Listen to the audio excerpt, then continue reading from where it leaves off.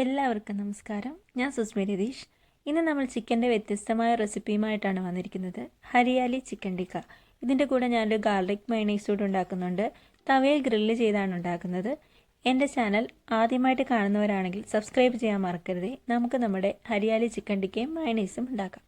Hariyali chicken ടിക്കയ്ക്ക് ആവശ്യമായിട്ട് ഞാനിവിടെ 800 gram chicken നന്നായിട്ട് കഴുകി ഫിഷൊക്കെ വരയുന്ന മാതിരി വരഞ്ഞു വെച്ചിട്ടുണ്ട്. ഇതിലേക്ക് ചേർക്കാനായിട്ട് 1/2 ടേബിൾ സ്പൂൺ മഞ്ഞൾപ്പൊടി, 1/2 ടേബിൾ സ്പൂൺ മുളക് പൊടി, 3/4 ടേബിൾ സ്പൂൺ കുരുമുളക് പൊടി, 1/2 ടേബിൾ സ്പൂൺ ഗരം മസാല, ഒരു നാരങ്ങയുടെ പകുതി. വലിയ നാരങ്ങ ആയതുകൊണ്ടാണ് പകുതി, അല്ലെങ്കിൽ ചെറിയ നാരങ്ങ ആണെങ്കിൽ ഒരെണ്ണം വേണ്ടി വരും. ഒരു ഇടത്തര ഇഞ്ചി 2 കഷ്ണങ്ങളാക്കി വെച്ചിട്ടുണ്ട്. 1/2 കപ്പ് പുതിനയില, 1 കപ്പ് മല്ലിയില, ആവശ്യത്തിന് എണ്ണയും ഉപ്പും ഞാൻ എടുത്തു വെച്ചിട്ടുണ്ട്. 3 ടീസ്പൂൺ തൈര്, 1 ടീസ്പൂൺ ബട്ടർ, ഒരു ഹോൾ ഇന്ത്യൻ വെളുത്തുള്ളി എടുത്തു വെച്ചിട്ടുണ്ട്. 6 പച്ചമുളക് എടുത്തു വെച്ചിട്ടുണ്ട്. നമുക്ക് 6 മുതൽ 8 വരെയൊക്കെ എരിവിനനുസരിച്ച് പച്ചമുളക് ചേർത്ത് കൊടുക്കാം. മയണൈസിന് ആവശ്യമായിട്ട് ഞാൻ 2 മുട്ടയുടെ വെള്ള, 1/2 ടേബിൾ സ്പൂൺ പഞ്ചസാര, 1 ടേബിൾ സ്പൂൺ നാരങ്ങാനീര്, 2 വെളുത്തുള്ളിയും എടുത്തു വെച്ചിട്ടുണ്ട്. നമ്മുടെ ഹരിയാലി ചിക്കൻ ടിക്കയ്ക്ക് ഒരു സ്മോക്കി ഫ്ലേവർ കിട്ടാൻ വേണ്ടി ഞാൻ ഒരു കഷ്ണം കരിയും എടുത്തു വെച്ചിട്ടുണ്ട്. പിന്നെ ഇതിൻ്റെ കൂടെ ചേർക്കാൻ വേണ്ടി 2 ടീസ്പൂൺ കടലമാവ് എടുത്തു വെച്ചിട്ടുണ്ട്.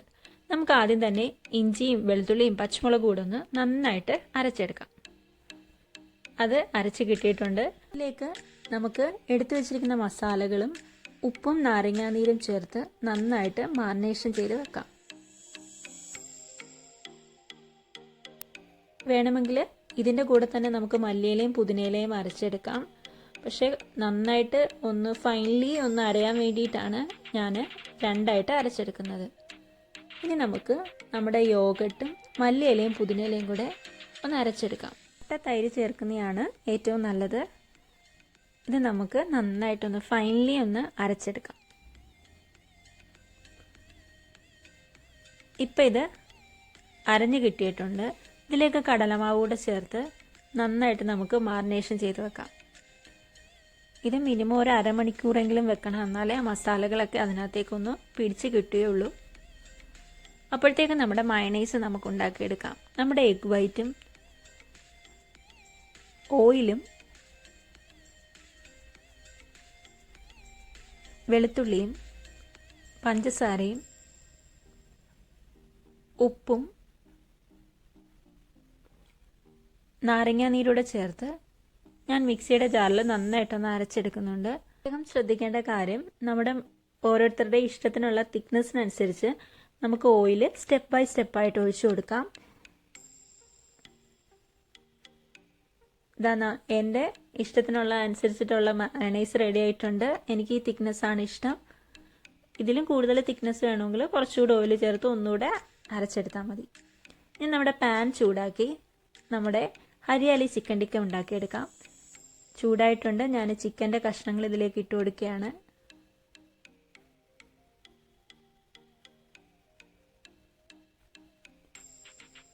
ഞാനിതൊന്ന് കുക്കാവാൻ വേണ്ടി ഒരു 10 മിനിറ്റ് അടച്ചു വെക്കുന്നുണ്ട്. ലോ ഫ്ലെയിമിലേ ചെയ്യാവുള്ളൂ. ഇപ്പം 10 മിനിറ്റ് ആയിട്ടുണ്ട്. നമ്മുടെ ചിക്കൻ്റെ ഒരു സൈഡ് കുക്കായിട്ടുണ്ട്. ഞാനിതൊന്ന് തിരിച്ചിട്ട് കൊടുക്കുകയാണ്. ഇനി വീണ്ടും 10 മിനിറ്റ് കൂടി അടച്ചു വെക്കുന്നുണ്ട്. ഇപ്പോൾ ഏകദേശം 10 മിനിറ്റ് ആയിട്ടുണ്ട്.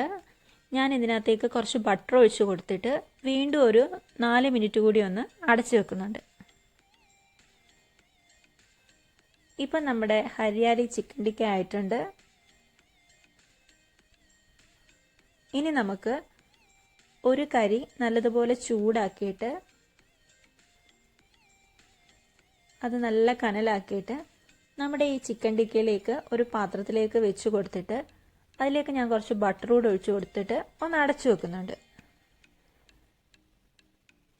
ഒരു 5 മിനിറ്റ് ഇരിക്കുമ്പോഴത്തേക്ക് ഇതിനകത്ത് നല്ല സ്മോക്കി ഫ്ലേവറൊക്കെ കിട്ടും.